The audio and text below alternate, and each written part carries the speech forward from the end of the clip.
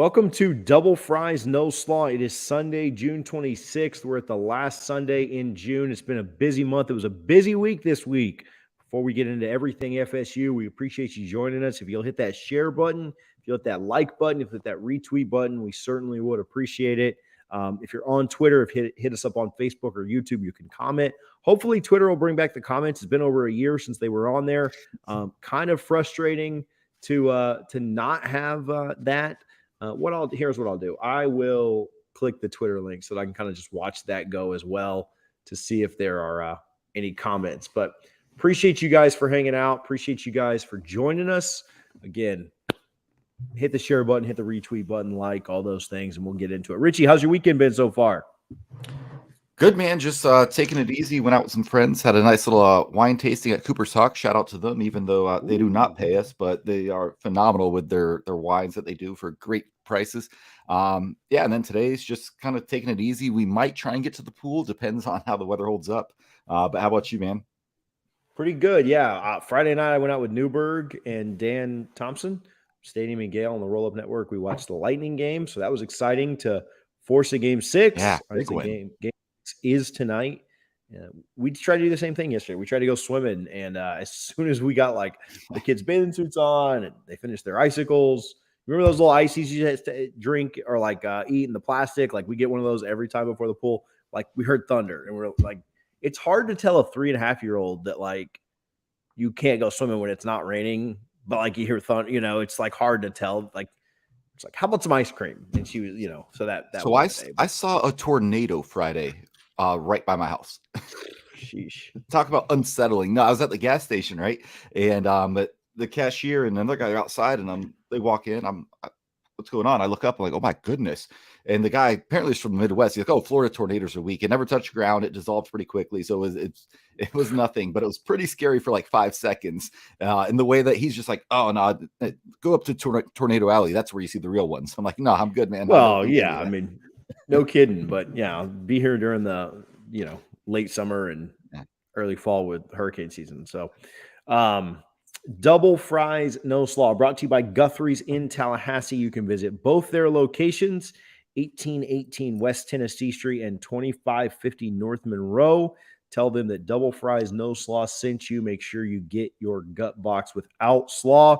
Got a couple of fun tailgates that we're in the works of planning. I don't know if I can get Richie up for both of them, but we're going to try and get him up for at least one for the Clemson game, the Florida game. Obviously, will be catered by Guthrie's. Appreciate them. Excited to continue to partner with them. It's been almost 2 years now. We're getting close to our 2-year anniversary. But appreciate Guthrie's. Hit both their locations. Let them know that we sent you and support the people that support this podcast. All right, Richie, a busy week. We alluded to this. We talked about it a little bit.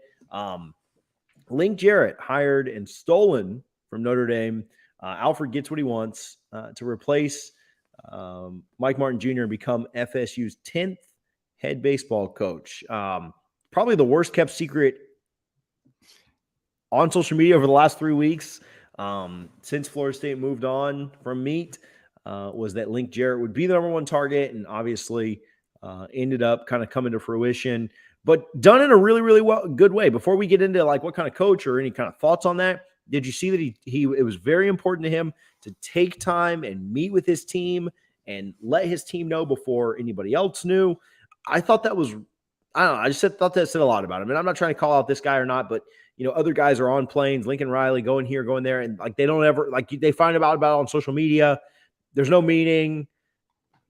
Baseball's a little different than football. I get it, but something's a priority to you, you make it happen, right? And so I thought that said a lot about him, and was kind of refreshing that he took the time to do that.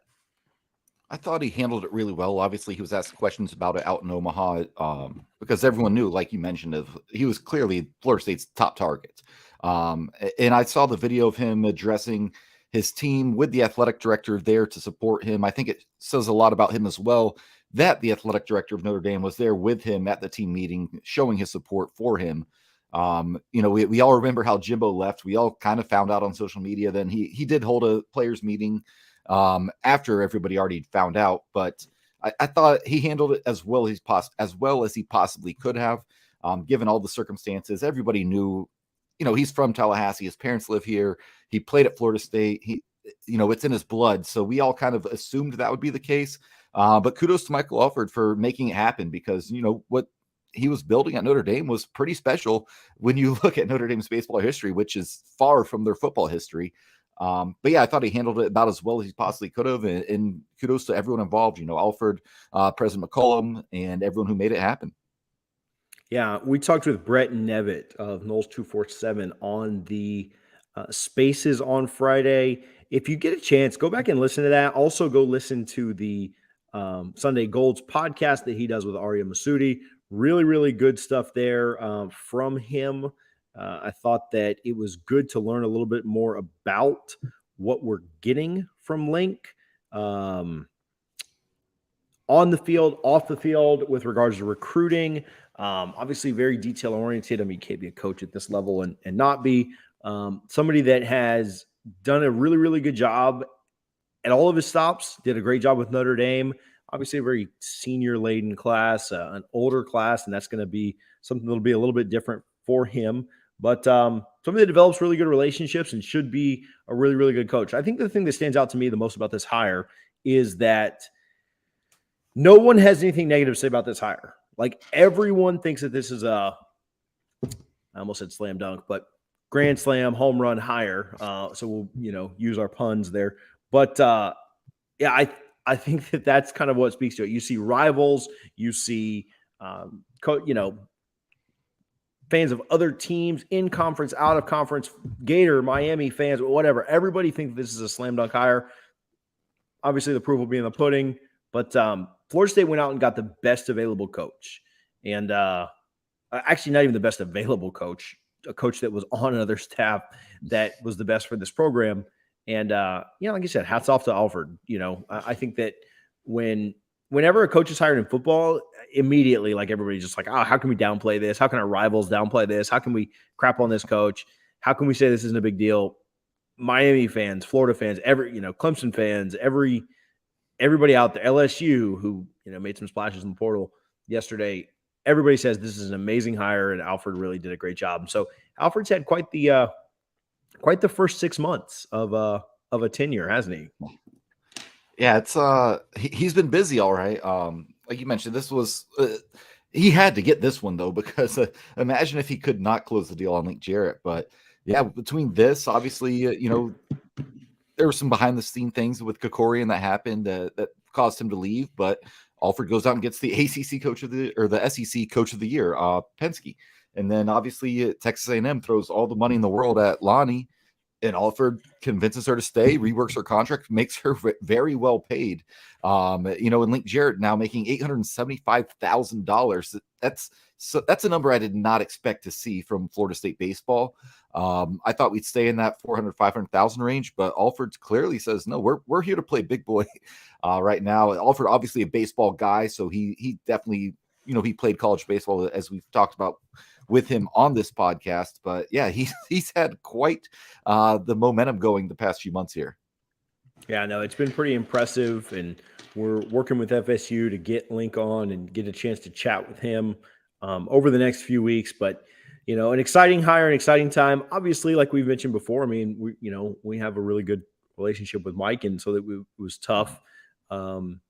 It even kind of somewhat felt weird celebrating it at times. It's like you're excited for the program, but you feel bad because your buddy's not there anymore. But overall, a really, really good day, good weekend for FSU athletics, FSU baseball, and like I said, Alford does.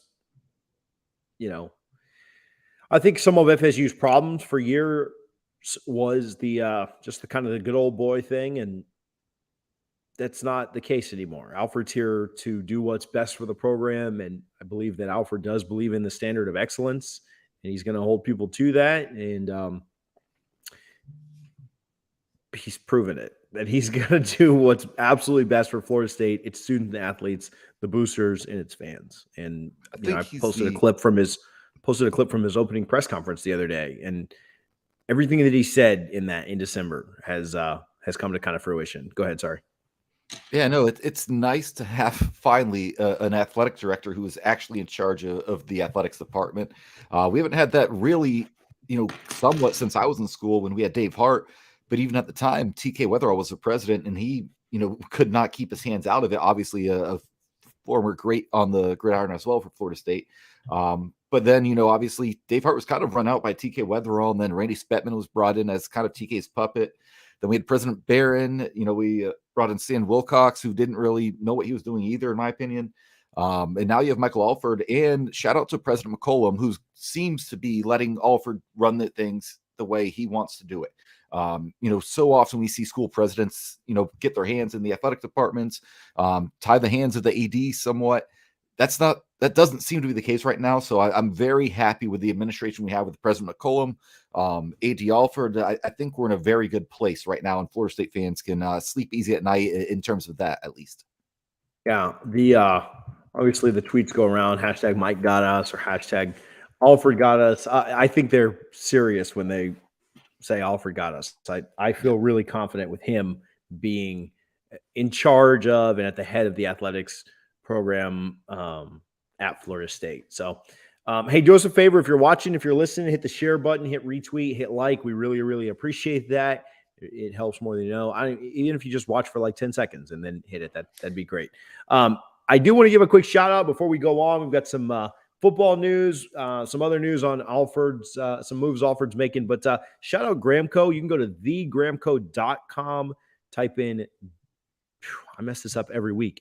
Type in DFNS, double fries, no salt, DFNS 25. Get your tropical orange hard candy, get your blue raspberry gummies. They've also got fruit punch and watermelon, but let me tell you, the blue raspberries are where it's at. Everything from vapes, pens, wake and bake coffee. They've got mugs that Richie's drinking out of. I saw this morning, hats, shirts, whatever you're looking for. Go support people that support this podcast, thegramco.com, for all your Delta 8 needs. An absolute leader in the industry. We're like the only podcast on here that can say this, and it matters. But founded by FSU students, now alums, big Noles. They take care of us at every tailgate. They'll be out tailgating with us this year. And so we're excited for our partnership with Gramco. Again, DFNS25 at thegramco.com. Have to be 21 or older to order. I assume most of you watching are 21 or older, but must be 21 or older to order. Shipping is quick and discreet. Hit them up today and get an order. I saw Richie had a pretty good care package from them the other day. So shout out Gramco. Yeah, shout out to them. They sent me basically every product they have, to include the one for my dog. So I'm excited. I need to do a little research because my dog's only 11 pounds, little miniature dachshund, but they even sent something for him. You can take about 4 or 5 gummies, man. It'll be fun. So definitely appreciate the good folks at Gramco for not just taking care of me, but also Franklin. So shout out to them for sure. I saw you had the dog stuff, and I was like, that's so on brand. I wonder if they did that for everybody, or they just know that Richie's got the dog. So thegramco.com, DFNS25 for 25% off. If you have any issues or you have any questions, hit me up. They're very responsive on social media as well. _Gramco on all social media.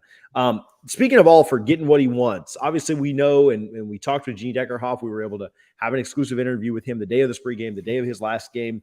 And so shout out to Gene, the absolute GOAT. But Jeff Culhane from North Dakota State had called several national championships, announced as the new voice of FSU, voice of the Seminoles. And Florida State goes in a completely different direction. Then moving somebody up in-house. They go with a brand new voice that will not only call the games, but will also direct some content and do some more stuff that I think fans will really, really enjoy and really, really like. But thoughts on Gene going out and getting a guy that's called multiple national championships to come in and call games for Florida State? Yeah, I've never heard of the guy. I'm not going to pretend like I'm some expert on him and his history. But I did go on YouTube and listen to some of his calls. And he definitely seems like he's a great option. And I love the fact we were talking a little bit off there. He's a younger guy, so we know he's going to be here for, multiple decades, most likely, and be the new voice of the Noles. And obviously following in a legend's footsteps like Gene Deckerhoff, that's never easy. But I really like him. He was on the call for a 3 overtime game against Cincinnati in basketball, and man, that someone hit like a game winner at the buzzer from half court, 75 feet. Yeah, like, so he's definitely seeing some good things, in the both on the football field and the basketball court. And I'm excited because he'll be doing both of them. And it sounds like it's going to be quite the expanded role where he's actually, he's not just calling games. He has a lot of responsibility. It sounds like he'll be in charge of the entire media department. He'll have direct reports, something Gene Deckeroff didn't have. He kind of just did the Noles and the Bucks every weekend. But yeah, I went back again. Go listen to some of his YouTube clips. Again, I'm not pretending to be an expert in play-by-play guys, but I definitely think it's a good hire, and excited to hear him, call that Florida State win over LSU coming up here in a few months. Yeah, no, I'm with it. It was cool to see the respect that he had in his interview. If you go to Seminoles.com, you can check that out, and we'll get Jeff on as well at some point and chat with him. But it was cool to see his interview and the excitement of, Lane asked him, Lane Hurt, and works with Seminoles.com, asked him, just kind of what it would mean to hear that war chant and be calling a night game against Duquesne, 5 p.m., but it'll finish at night, right? In a night game at Doak, and he was excited, and that's, a dream come true, right? And he knew Gene and had interviewed Gene in the past, and so neat move for FSU. I think that there's pros and cons to everything in life, and I'm not going to act like there weren't good options internally, but I do like that Florida State went in a completely new direction, a brand new voice, to not really like continue a voice that had been at FSU for a while, but go in a completely different direction. A younger guy, not that there's anything wrong with old guys, but a younger guy that literally should be here for, another 30, 40 years and really, it's funny, Richie, like now that when you get older, you get better perspective on stuff. And, I kind of thought like, man, this is the voice that my kids are going to grow up listening to, right? This is the voice that they're going to hear. And when they're our age that they're going to remember. Right. And, as much as we love Gene, that's how they're going to feel about this guy. He's going to be the one to tell the story. And so that was kind of a cool thing to think about, some neat perspective. So if you have small kids, or if you're going to have small kids or whatever like that, just kind of like think about like that. Like, we're going to tell them how great Gene was. They're going to hear some of those old calls and realize it. But this is the guy that's going to tell your kids the story of FSU football and basketball for years to come. So shout out Jeff Culhane. Again, really, really neat for him and his family, and excited to see kind of what FSU does, like you said, in that media department and expanding his role and giving him a bigger role than just, like I said, calling games on Saturday, which, again, nothing wrong with that. Gene was a legend. It'll always be my GOAT, but shout out to Jeff. We'll get him on here and chat with him for sure. Again, if you're watching this, if you're listening to this, hit the retweet button, hit the share button. We certainly appreciate it. We'll keep moving along. We've got some stuff we want to get to on football. Then we want to talk a little bit about the ACC Coastal. We did the Atlantic last week. We'll do the Coastal this week. Then we'll talk a little basketball, go around the horn, and get out of here. Florida State lands an offensive tackle transfer. Justin Turntine. I don't know, Richie. All these guys we're getting lately, we need a pronunciation. Dude, I need some Smiths. I need like some Smiths or Jones, like names that I can Barnes. Right, even my name's a little tougher. But now offensive tackle transfer, 6'7" guy from South Carolina. Not sure if he'll be in the mix to start or not, but certainly provides depth and then could potentially start for FSU. Play last year, didn't have not going to sugarcoat it, but didn't have a fantastic PFF score. Actually lost his job early in the year and then got it back due to injury, and then did play. South Carolina didn't have a fantastic offensive line, but this is a big pickup for the Noles, who need as much depth as is humanly possible. And, a guy that has Power 5 experience, and then you put him under, I'm just going to say, the best offensive line coach in the country. And, you see what he can kind of do. Not sure how it'll all shake out. Obviously, he's not been here for spring, so we'll see what he can do in the summer and then in fall camp to kind of establish himself and see if he can start or if he's going to be a rotational depth piece. But Florida State adds another big offensive lineman, which has been a trend for offensive linemen that they've added this season. Brendan put together a really, really good piece. Brendan Sonone at Noles 247 on the offensive linemen and their size. I believe, just because I saw the tweet, I think the average height of the offensive lineman was 6.44 inches. So nearly 6'5" for every guy they added was the average. So, and all of them over 300 pounds. So thoughts on the offensive line and the addition? Yeah, I mean, anytime you get someone who started 10 games last year in the SEC, I know he lost his job early, ended up getting it back due to injury, but that's experience that matters, right? Like, so he's been up against the best defensive linemen in the country because we all know they do play in the SEC for the most part. So Yep. he's used to that. He's played against them. He's played against Clemson, obviously, which is a bonus for us. Like you said, I don't know if he'll start. I don't think so. I'd probably be a little surprised if he did. But again, depth, that's what we've needed. How many years, going back to Willie Taggart's first year, that Virginia Tech game, we had a solid first 5 offensive linemen, right? Starting 5. Dickerson goes down game 1, and the offensive line just is a disaster at that point. I think we're finally to a point now where, we at least have the numbers, and Alex Atkins, shout out him. He's done a phenomenal job. We added 10 offensive linemen between the signing class and the portal this year. We're clearly not messing around, and finally, I think we're in a position. We're not going to have an elite offensive line, and we're not going to pretend that we will. But I think they'll be solid. And even if you have 1 or 2 injuries, you can survive that. Which in years past, 1 injury was bad. 2 injuries was a disaster. So we're definitely in a better spot now. So shout out to Atkins and Norvell for hitting the portal and just, like I said, throw numbers at the problem. Yep, big addition. The portal, the commitments, they give and they take.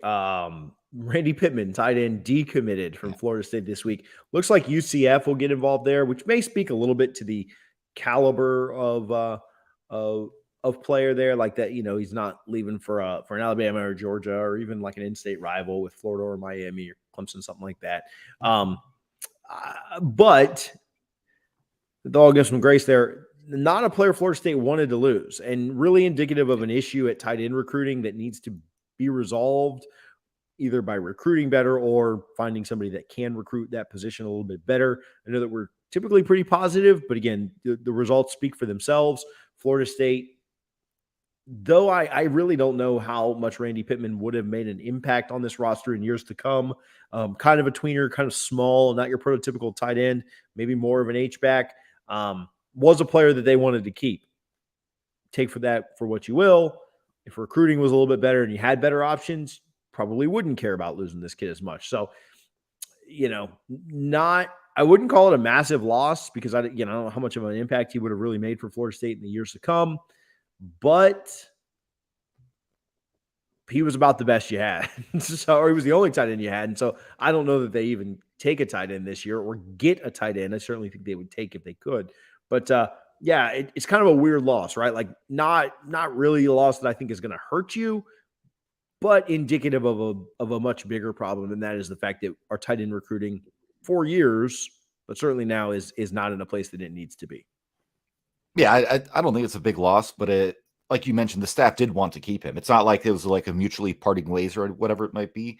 And Chris Thompson, like I've seen enough. I mean, if Mike Norvell's still here next year, I hope we make some changes on the staff, not just him, but I don't think he's done what we kind of hoped he would when we got him from Texas Christian University.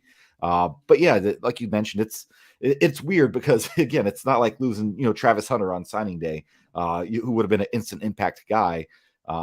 Especially in Mike Norvell, look at his offenses at Memphis. He likes to use his tight ends, and we can't seem to get any. So that is concerning in a bit, but like you mentioned, it's not going to hurt this class at all. I think it's just more so the fact that you did lose somebody who the staff did want to keep.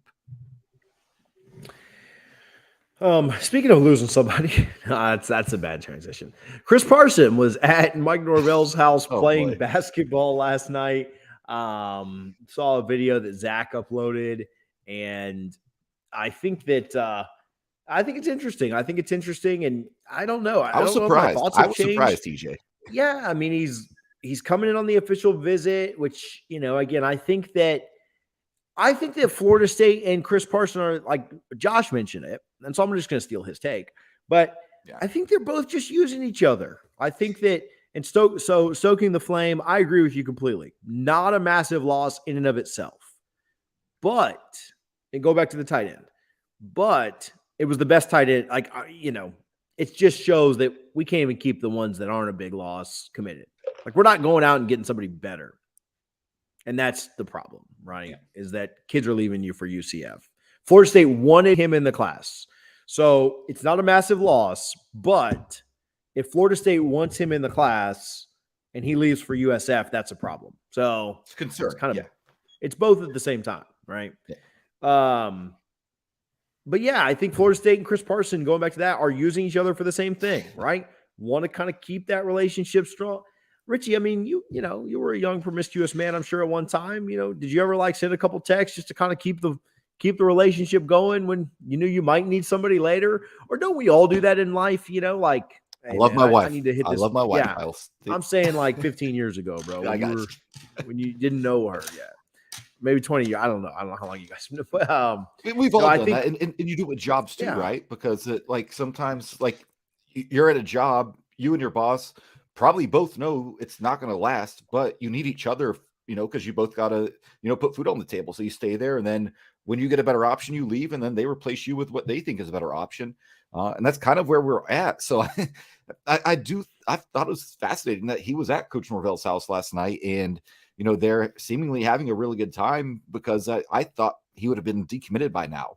And he's not. So it's definitely going to be fascinating to watch this whole recruitment play out, especially if Florida State does get a commitment from, Brock Glenn or Ricky Collins, whoever it may be, what happens at that point. But again, Chris Parson, he's taking visits to SMU and schools like that. So, if he gets an Auburn offer or a Tennessee offer, he probably takes it. But right now, we're the best that he has, and he's the best that we have committed to us and available right now. Yeah. So, I mean, I'm glad the relationship's still there, just because Florida State may be in a position where they've got to take him, right? Collins, Glenn, another quarterback doesn't work out. Said Florida State was going to pursue that Emory Williams, I think it was his last name. He ended up staying with Miami. So yeah, I mean, got to keep the relationship strong. Seems like he's there, enjoying his time, enjoying his visit, playing some hoops. Even if he's not enjoying, he's faking it well enough to where he's fooling us. So seems like he's enjoying his visit, liking what he's seeing. Hasn't decommitted, we'll see. Kind of monitor that one, play by ear, see what happens. He'll end up decommitting by the time I get off this podcast, just because I said all that. But anyway, all right, let's jump into this. We did the ACC. I always confuse. I don't know why I confuse these, but we did the ACC Atlantic last week. Go back and check out last week's episode where we broke that down. I actually clipped that video. Oh no, Harlan did. Shout out Harlan. Harlan clipped that video and put it on YouTube as its own thing, so you don't have to watch the whole podcast. If you do go back and watch the whole podcast, it starts at 24, 25 minutes, something like that. And then you can see our thoughts on the ACC, or it's its own clip. I took some time last night and actually reorganized our YouTube. So you can go back through our YouTube, and every playlist is updated accurately. So there's, you can click on there's the main playlists are the Thursday preview shows for football games, the Sunday recap shows, our regularly scheduled Sunday shows, our interviews are all playlisted out. So there's anytime we interviewed an FSU coach, that's in its own playlist. If there was an FSU athlete that we interviewed, those are all in the playlist. If it's a former Seminole like Charlie Ward or DeMarcus Walker or any of those guys that we've had on, there's a playlist for that. And there's also one for just show clips. So when we have a conversation or think something's kind of pertinent, like that ACC talk, or like Newberg with the transfer portal, or Newberg on Chris Parson, I put that into show clips. So if you go to YouTube, youtube.com, search Double Fries No Slaw, you can find all of that there. But like I was saying, we're going to get into the ACC Coastal, a much harder division to predict this year, Richie, than the Atlantic is. I don't know. I think we may have similar bottom two. I don't know that we will have the same. I think the bottom two in this division are easy. Yeah. I thought one was pretty easy, but I struggled with 1 and 2, and it's not just trolling. Yeah, not just trolling. Yeah, I did struggle between 1 and 2. So let's go through it. We'll start just like we did last week. We'll alternate. We'll start at the bottom and go up. Probably spend less time on these because they're just less important to Florida State. But do you want to go first or 7th, or do you want me to go first? All right, Duke. Let's go. Yeah. I think Duke is going to have a really tough time this year. I don't see a lot of chances for wins on their schedule. probably the biggest chance for a win is at Georgia Tech, because I have them 6th. Yeah, Duke's schedule is not easy. Their cross opponents are not easy, right? Like they have to play Wake Forest.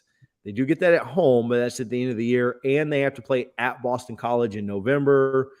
I like Wake to beat them. I think BC beats them if they're healthy too. At Then I NC don't see State. them beating. Yeah. Oh, no, they don't play NC State this year. I don't have NC State for Duke. Oh, I'm on a different team right now. Disregard that. So they got to go to Miami. They play Virginia Tech, their normal opponents. They got to go to Pitt. I think their only real chance for a win is at Georgia Tech. Maybe they could get BC if Jerkovich is hurt. They have 2 weeks off there. That they have a bye there. So that is a Friday night game. I'm sure that Friday night is the red bandana game. So probably not. Yeah, they're probably taking that L. So yeah, Duke at 7, not a shock, right? Yeah, I think 0-8 is very much in play for their conference schedule this year. They're just I don't expect anything out of Duke, and I don't think we need to spend much more time on them because of kind of what we just said. Yeah, their best chance for a win though came against my 6th team. I have Georgia Tech number 6. Okay, what about you? Yeah, and I think Georgia Tech should be favored by probably 10.5 points or so. So yeah, it's going to be a rough year for Duke, which is hilarious when you think that that's who we had to play in the ACC title game in 2013. I've never been more confident going into a game in my entire life. Exactly. I'm not even kidding. Like, I mean, maybe like Idaho that year, but like a big game, a big game. So the number year, 6.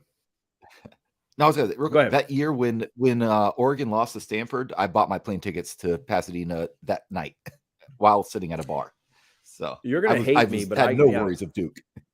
My aunt works for Southwest, so she just gave me a buddy pass for that. I didn't even pay for the flights. I'm not rich like a $400 flight though somehow. So it was yeah, awesome. Not bad. My friends all paid $1,000+, but I booked it early enough. Whoa, smart. Especially, did you do Southwest? Free cancellation. I think we were on Southwest. I always just buy Southwest because like anything I might not. I was on American because I got delayed. Yeah, I was on American because I got delayed like 3 days because there was a huge snowstorm in the Northeast. Yeah. So I have Georgia Tech 6th. Who you got there? So I struggled a little bit here, but I agree with Georgia Tech here. It was between them and my next place team, but yeah, Georgia Tech. I just don't have much confidence in them. We talked about them last week when we were looking at Florida State's schedule and everything. And just again, Georgia Tech is a classic program. You always know they're going to have one good year every 10 years, and then just be middling the rest of the time, just to downright bad. But yeah, Georgia Tech. I agree. I hate that we're agreeing already because I think we'll probably be the same next team as well. But I just don't see much out of them. I'm not a fan of Jeff Sims. I don't think that was a loss for Florida State. I know a lot of people want to say it was, but just not a good team and a team that Florida State absolutely has to beat. It would have been interesting. You mentioned Sims. It would have been interesting to see Norvell, what he's done with Travis, like what he could have potentially done with Sims. Now, I'm not saying that like I wish we'd have had Sims. Like I like Jordan Travis, and I feel more confident with Travis than I think I would with Sims. But if he had a better developer, a guy like Mike Norvell, how much different could Sims look right now? So I hadn't thought of that until you just mentioned his name. Yeah, Georgia Tech's their out of division schedule is brutal. Clemson to open the year, and then they have to come to Florida State on Halloween weekend, October 29th. That's 0-2 right there.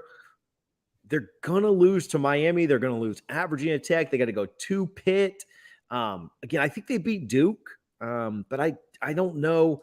Maybe they could beat North Carolina too, but I mean, you're talking like 1-2 ACC wins. And so I don't have a lot of hope for them. Their out of conference is also ridiculous. I know that doesn't count for where they finish in the division. They'll get a win against Western Carolina, but then they got to play Ole Miss, UCF, and Georgia. They're going 1-4 out of conference too. Georgia Tech's winning 3 games this year max. I think 2. I think they're a 2-10 team. Those 2 wins might be against, one of those 2 wins might be against Duke. That's why they finished 6th in the conference. All right. I don't know. 2, 3, 4, and 5 were tough for me. So who do you got 5? We might agree, but we'll see. This might be a little surprising, but I got Virginia Tech. I just do not expect much. Dang, we're 3 for 3. I hate you. Do you really? I just don't. Yeah. They're obviously in transition, and it's shocking because Virginia Tech to me should always be a good team, right? You live in a very fertile recruiting ground up in the DMV area. You have some history. Obviously, you going back to Vic, and they ran the ACC when the merger happened. Lack of better words, it wasn't a merger, but when we raided the Big East and brought Miami, Virginia Tech, everyone thought it'd be Florida State and Miami every single year. No, Virginia Tech ran the conference. I don't know how they got to this point, but I'm just not impressed with them at all right now. I know we don't play them this year. I wish we did, because I think that'd be a much easier game than playing Miami out of the Coastal or somebody else. So I'm just not high on them at all. Yeah, I think they're most likely. I mean, this is what makes it tough. They're in transition. They're probably going to pick up a couple of wins against Georgia Tech and Duke, right? So they do get that benefit. They get Virginia at home, so that's a good one, right? Like the rivalry game last week of the year, they do get Virginia at home.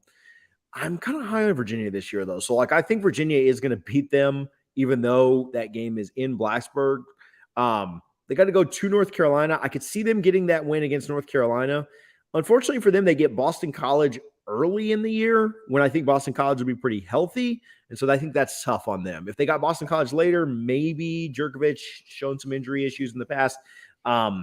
Maybe they could get that win, but I think that Boston College is going to beat them early. They got to go to Pitt. They got to play Miami. Then they got to go to NC State. I think it's going to be tough on them. Again, I think they go 0-2 because of the they're going to go 0-2 out of division in the conference. Fortunately for them, their out of conference schedule isn't like Murderers Row. They got Liberty, they got Wofford, they got Old Dominion. That should be 3 wins. Liberty should be down this year, losing a top quarterback. And they do play West Virginia. They get that at home. That one will be tough, but it's a Thursday night in Blacksburg, which always gets kind of weird. But yeah, I've got them down for maybe 3 conference wins. I think they'll beat Duke and Georgia Tech. They get those teams back-to-back weeks. And then I think they'll find a win somewhere else, but that's it. We're spot on. We're the same, to start this at the first 3. Okay, number 4. See if we go. Okay, we do not share notes on this, and this is one of the most exciting segments or excited I've ever been about 2 segments, because like I really wanted to learn what Richie thought, what I thought, and do these live on the air. I got North Carolina number 4. I have Virginia, so we're good. Okay. All right. No, I'm not as high on Virginia as you are. Another team in they're coming up. Right? They're 3 for me. So like it's not like it's Yeah, but I'm just low on North Carolina is my big thing. You what? I'm just low on North Carolina, but it sounds like you're just low on Virginia. So it all kind of evens out. But yeah, for me, it's more lower on Virginia than I am on North Carolina, because that North Carolina is going to be my next team. So I think you're probably going to have Virginia next, if I'm guessing, probably here, or maybe not. So so that's our 3rd and 4th teams, and I'm just not high on either one. And this is probably coming down to the head-to-head to be honest with you, like, something like that. I don't think we're like way off here, but yeah, give me your thoughts on both of them. Yeah, I think that. So why I ended up going North Carolina next is because of their out of conference, or I'm sorry, they're out of division. I'm not very good at saying that well, is a lot tougher. Like Virginia's is easier than UNC's. UNC has to play NC State and Wake. I think that's 2 losses for them. And Virginia gets to play Syracuse and Louisville, which I think Louisville beats them, but I think Virginia can beat Syracuse. So I thought 1-1, 0-2. The rest of it kind of shakes out. Virginia gets to play them at home. I had Virginia 1 higher based on those things. I think the teams are going to be very, very similar. Virginia getting UNC at home, and they're out of division being a little bit easier made me put them one ahead. These could really shake out either way. Like there's no like, oh, I'm so confident in 3 or 4. Yeah, I think it's kind of like our discussion last week when we talked about, Wake Forest, Florida State, and Louisville, right? You could really, it wouldn't surprise anybody to see those 3 teams interchangeable in the standings throughout and at the end of the season. That's kind of where we're at right now with, talking about Virginia, North Carolina, even maybe Virginia Tech to a little bit. But again, I'm probably lower on VT than most people are heading into the year. But I think we're in that interchangeable stage right now before we get to that top tier of the Coastal. Yeah, for sure. I think that we're not like super far apart. Both kind of have our reasoning, and things could break different ways for sure. Okay, cool. So that takes us to 2-1, and it sounds like our 1 and 2 will be a little bit different. I've got Pitt at 2. I don't think it will be. Yeah, I do too. Oh, you have Pitt at 2. All right, very good. I did. In the reasoning is strictly quarterback play. If Tyler Van Dyke's healthy, we love, the Tyler Van Spike troll, and that will live on forever. But again, Pitt, they lost Addison. Pickett's gone. I do think that Pitt is turning into a solid program that you can depend on them, to at least get to a bowl and win a few more games every year.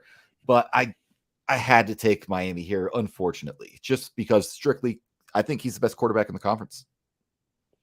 Yeah, Pitt gets to play Louisville and Syracuse in their out-of-conference things, out-of-conference games, out-of-division games. Sheesh, I've messed that up like 7 times today.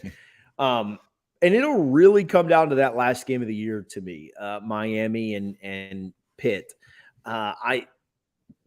Miami has a little bit tougher, out-of-division with playing Florida State and Clemson. I think Clemson wins pretty handily, and then Florida State's a coin flip. Whereas I think Pitt beats both Louisville and Syracuse. And so that could kind of even things back up if Pitt can also, Pitt and Miami should both beat Duke. They should both beat North Carolina. They should both beat Georgia Tech. They should both beat Virginia Tech. Maybe they drop one to Virginia. I could see either of them losing that. But then I think that out of division kind of helps Pitt maybe get back up into a position, right? And if Pitt comes into that last game of the year on November 26th, back a game, they win that game, they then have the tiebreaker and they go on. I think Miami will end up making it, but I think Pitt will be close. I think Pitt will be right there. They're a tough team to play. Losing Addison, losing Pickett, massive. But I think Pitt finishes second. Miami should win this division. I mean, there is no bones about it. They have the 3rd best odds to win the entire conference, right behind Clemson and NC State. Miami's schedule is very easy this year. The only 2 times they won't be favored, in my opinion, are when they play Florida State and when they play Clemson and when they play Texas A&M. Both those games on the road. I expect them to lose both those games. The only other acceptable loss to me, outside of a Van Dyke injury, is Florida State. Like they could lose that rivalry game. That'll be a close game. That'll be a hard-fought game. But outside of that, Miami shouldn't lose a game, right? They should beat Pitt at the end of the year. Trash this year. Like absolutely outside of Aggie, terrible, right? Bethune-Cookman, Southern Miss, Middle Tennessee State. They're going to start the year 3-1. Then they get a bye week for North Carolina. They're going to start in conference play, I think 3-0 with North Carolina, Virginia Tech, and Duke. It's a little bit tougher with Virginia Tech, Florida State, Clemson in 3 of the next 4 weeks. Then they have Pitt to finish off the year. But Miami should absolutely represent the Coastal in the ACC Championship, where I think they'll lose to Clemson for the 2nd time. But I've got Miami winning this division. I don't want to. I've said this before, but like we say this every year. Miami should win this division and win it going away. But we've said that for like 20 or like 15 years since they've been in the division. They've only done it once, and so football's weird. Weird things happen. I think the path for them not to win the division is exactly what I've said. They drop the game to us. They drop the game to Clemson. They lose one more along the way, kind of a weird one at Virginia, something like that. I think that is kind of the prescription for them potentially losing the game. If they go into that Pitt game with 2 conference losses to us and Clemson, and Pitt has a chance to win the division that day, that's going to be a fun game. That's going to be a game that's a heck of a fun game to watch because Pitt will have so much to play for. Now, Miami goes into that already having it locked up because Pitt has lost to a Louisville or a Virginia Tech or at North Carolina, something like that, I think Miami wins that going away. Obviously, it wouldn't even matter by that point. But if Pitt has something to play for there, that's the path to Miami not winning because Pitt gets them last game of the year. Obviously, it counts for the one game, but you also get the tiebreaker. So it's not good football. I'll say that. But the ACC Coastal is always the most fascinating division in all of college football to watch because you have no idea what's going to happen from start to finish. What was that streak like of like 6 years in a row? 7 years in a row, all 7 teams finished first. Yeah, yes. Absolutely incredible. First 7 years in a row. Bad football over there, but the most intriguing division in college football. It's anyone's any year. So that's pretty good. We weren't too far off this year. Or this week. Sorry, this year. Yeah, and just on Miami, their schedule just sets up so nice. They get 2 easy wins to start. They're going to lose at A&M most likely. But then instead of having to go to a conference game for a letdown week, potentially, they get Middle Tennessee State. Then they host North Carolina, then at Virginia Tech. That's the first game I'm looking at. And I'm low on Virginia Tech, but Blacksburg, if that's a night game, watch out. Then they're going to beat Duke. They're going to win at Virginia, I think.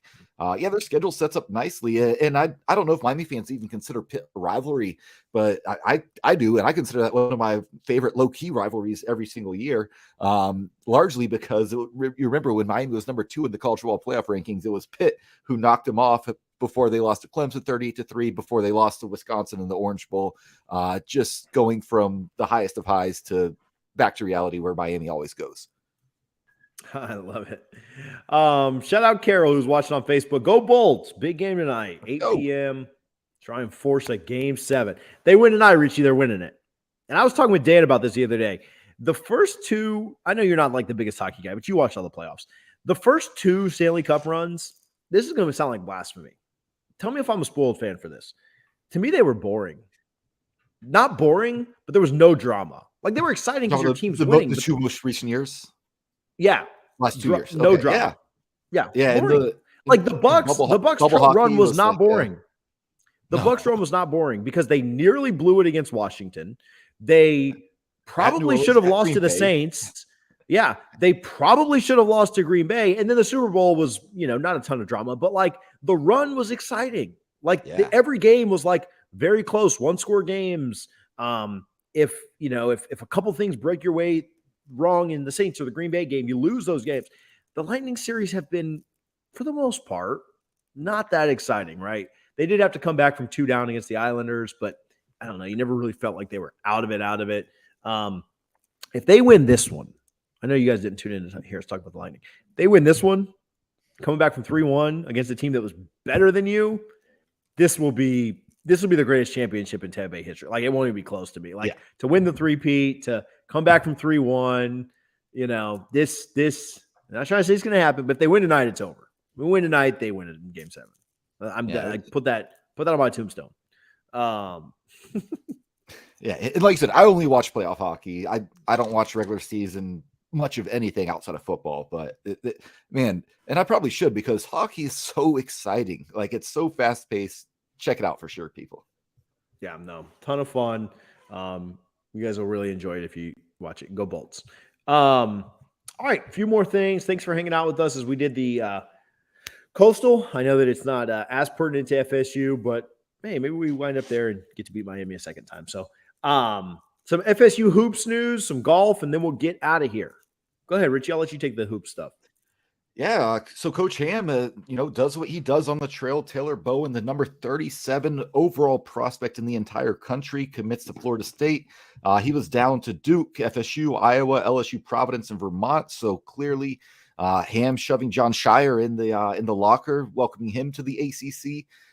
Very excited about this one. He said, I chose Florida State because the coaching staff showed me nothing but love, and also their history of getting guys like me to the NBA with their coaching staff and everything they have in place. I feel like there's no way I can lose. Florida State also has one of the best records in the ACC. Coach Hamilton has his fair share of ACC titles and ACC games. If I can do it anywhere, it's one of the best conferences in the country. Big pickup, 6'9". Really excited for this one. He's going to be pushing for 5-star status by the time he signs. So thoughts on him, man? I'm excited. Yeah, for sure. I mean, Florida State's Leonard Hamilton is at the tail end of his career, right? Like, I don't know how many more years he's got, but he certainly still has it and certainly still bringing in top recruits.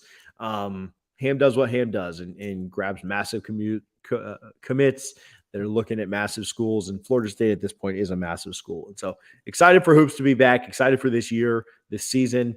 I hate this offseason stuff. Like, fortunately, I have the Lightning, but I hate this, no games going on at all. So it kind of stinks. But yeah, excited for what we'll see with Coach Ham and them this year.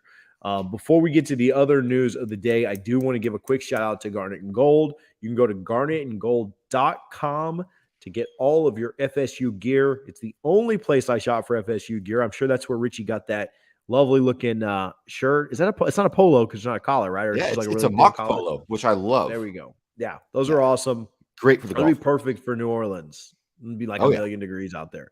So, or a basketball jersey would be even better. But so yeah, super proud and appreciative to partner with Garnet and Gold. Let me tell you something, Richie. I mean, you knew this too, but like growing up, being a fan, going to school there, Garnet and Gold is part of the game day tradition. Like, you go to Garnet and Gold before I'd hit Madso, hit Garnet and Gold, then go to tailgate, then go to the game.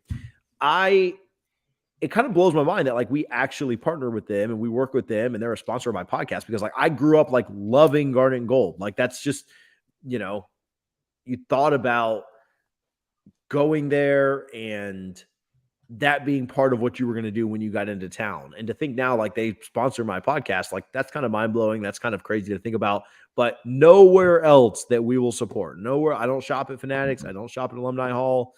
Sorry for the on-campus bookstore. Like, I'm hitting Garnet and Gold. They're putting that money back into FSU Athletics. They contribute to our NIL. They partner with Rising Spear. Go to Garnet and Gold, buy something today.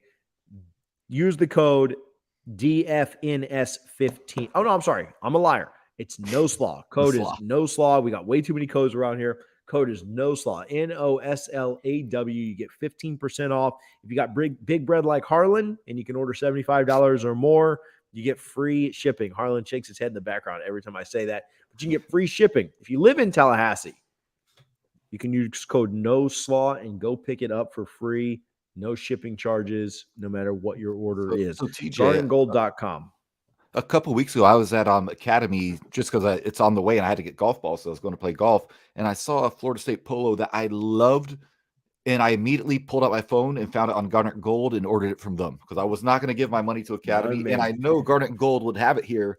Again, I'm in Orlando, so it's easy. I had my orders within 2 to 3 days always. So it's I will not buy Florida State gear from anywhere other than Garnet and Gold. Yeah. I saw something the other day that was Florida State that I wanted, and I looked it up on Garnet and Gold, and Garnet and Gold didn't have it, so I just didn't buy it. I bought something else. That's how petty and how passionate I am about it. So shout out Garnet and Gold. That's not the only basketball news, though. Going back to what we had, Florida State plays Purdue for the 87th year in a row. In the ACC Big Ten Challenge. Are we ever going to play anybody else? Can we ever get like Michigan or no? I'm good on Michigan, but like Michigan State. No, it's either Indiana or Purdue. That's what it seems like. We always get like Indiana. So if you could have your pick, who would it be in the Big Ten? The worst team, but I think Michigan State would be a fun one. Yeah, like Michigan State would be mine.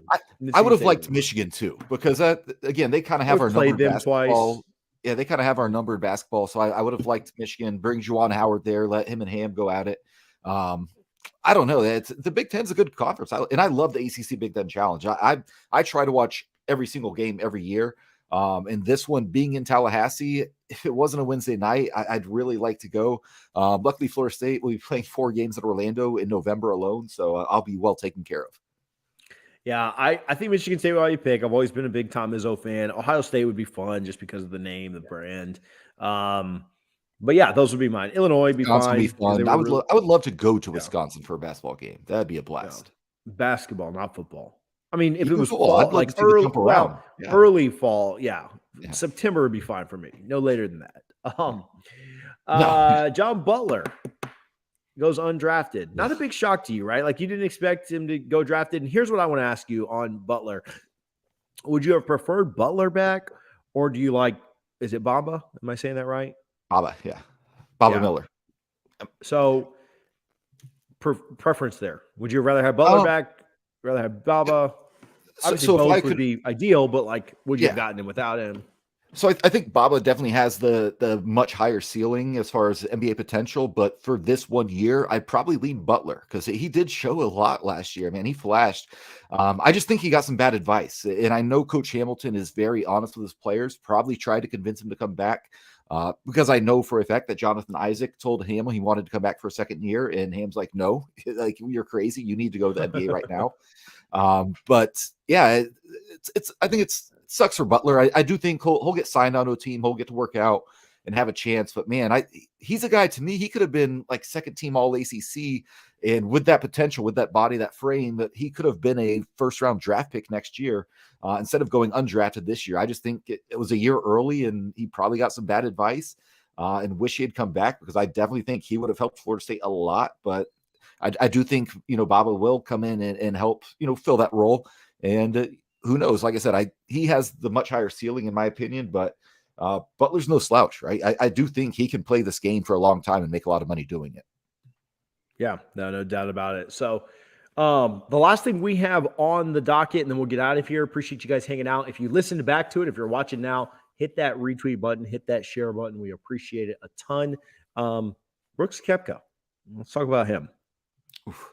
Yeah, probably one of the most polarizing Florida State athletes, former Florida State athletes that is not a football player. But he's going to the LIV Tour, obviously the competing tour. We're not going to get into, the most controversial stuff about it. I just think it's a huge blow to the PGA, and they need to find a way to start keeping these players because they're likely going to lose some other guys, really young, good talent. But I'm not surprised with Brooks. We've talked to Trey Jones. And Brooks, he doesn't want to play a lot. He loves the majors and kind of doesn't really care, just shows up to other events just to get paid, really. He's like the least surprising guy on the tour because he doesn't seem like someone who cares about legacy. I'll always support Brooks. I'm Team Brooks for life, but not surprised, but disappointing because I'd love to see him remain on the PGA Tour.